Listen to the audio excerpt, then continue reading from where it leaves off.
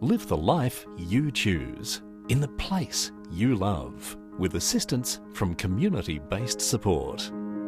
I've been a carer now for increasingly over the past 15 years, but pretty well full-time over the last year.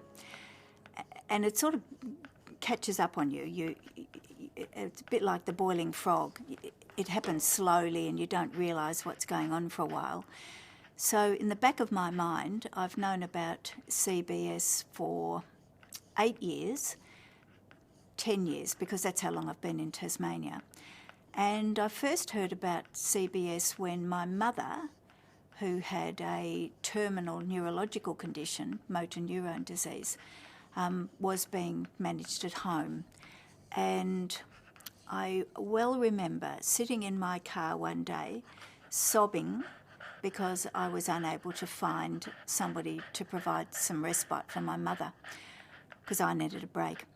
And CBS came up, somebody recommended it, and the support that she got was just great, and now the next generation down, my own husband is, and I'm benefiting from it with my own partner. So I've known about it for a long time. Max, sit still, boy. For a long time, and it's just one of those things that changes your life, and you adapt to having it in there, and you think, how did I ever cope without that? It's been amazing. So with a mother and now a partner. What the support has meant to me, Max, what's it meant to you? So support means pretty well that you can go on. Professionals are aware that being a carer is pretty challenging. And as a professional myself, I've been in the habit of saying to carers, are you okay? It's really important to have respite. But being a carer is a whole new dimension, and people just can't get it until they're in there. I think it's really important that professionals adopt the attitude that's important to have carers in their respite in their lives. But look, it's not just an optional extra. It's just seminal to being a carer. So the thing about being a carer is that it's a 24-hour-a-day, 7-day-a-week job, and there are people who offer help, but family and friends almost never provide the help that people need. It's not professional, it's not reliable, and it's nice. We carers often say, oh, people say anything I can do for you, and we're really pleased with that. But there's often no follow-through.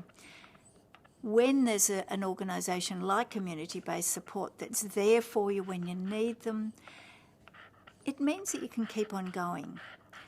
And if we look at dementia, which is the thing that I'm particularly interested in now, the first stage of dementia, when people can be kept at home, it's all about managing all the potential dangers and traps.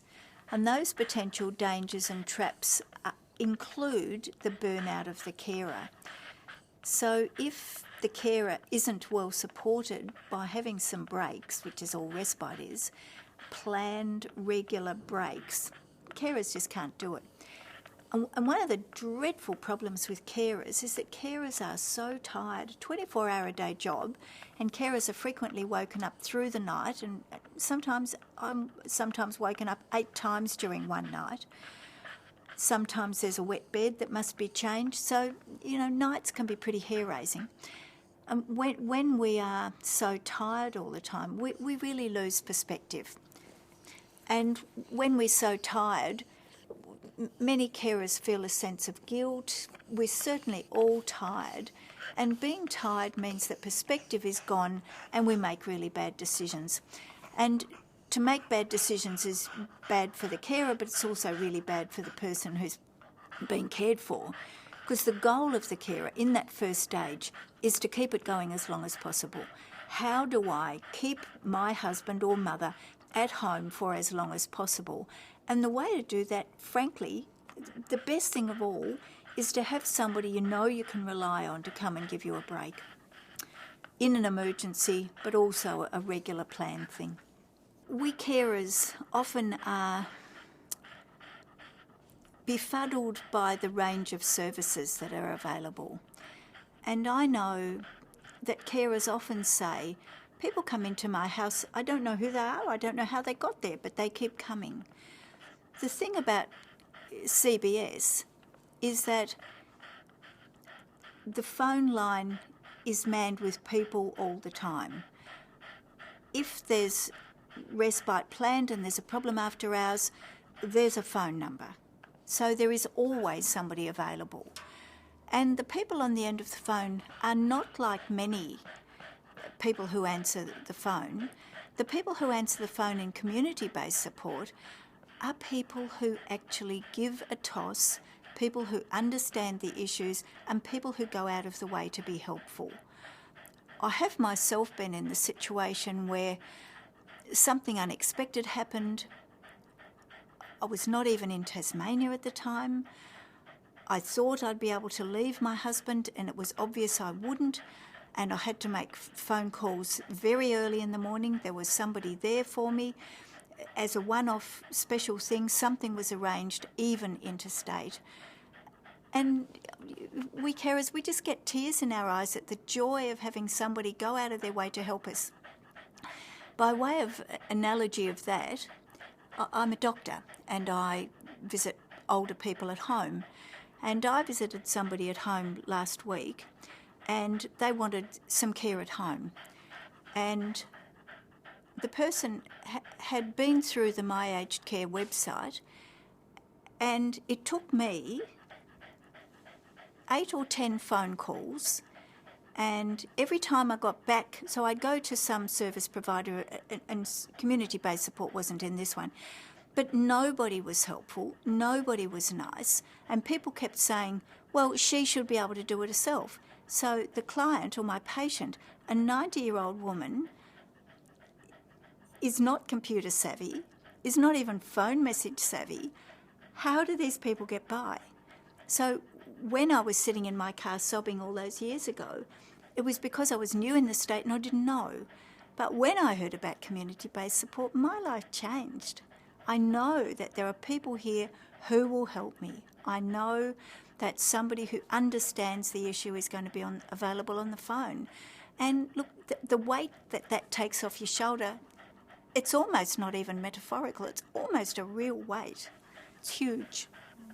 Sometimes we ponder, carers are perplexed by a whole lot of things in our lives, people coming and going, the person we care for is relentlessly getting worse often, our friends and relatives often fall away. Life is pretty tough in a lot of ways, but knowing that there is a service there that will not only provide the support that we need when we need it, that the person on the end of the phone will be nice to us, be empathetic, will understand what we're going through, will go out of her or his way to help us, and then provide a service which is a good service, that's gold.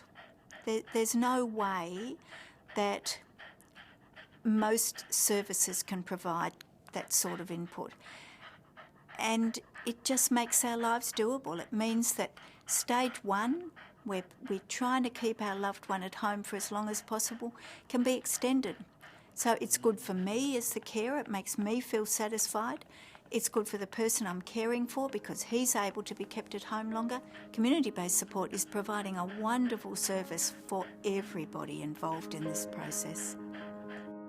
Things fall into place with community-based support. Call us to discuss your options.